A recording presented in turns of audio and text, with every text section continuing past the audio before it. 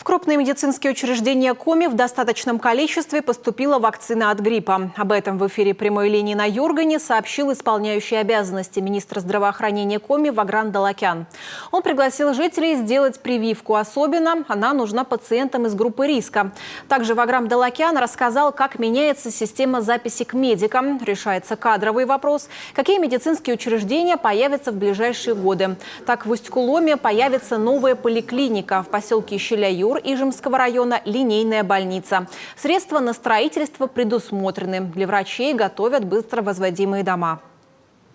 На следующий год уже глава наметил постройку и дал нам указание построить 28-35 подобных домов.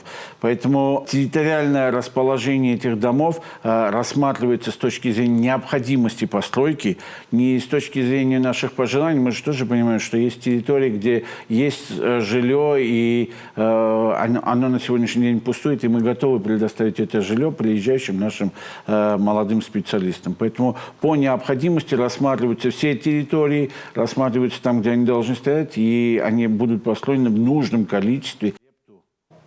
Есть подвижки в проведении диспансеризации, в том числе благодаря выездным приемам, организованным крупными медицинскими учреждениями. Так жители получают и узкую медицинскую помощь. Ни один населенный пункт не остается без внимания.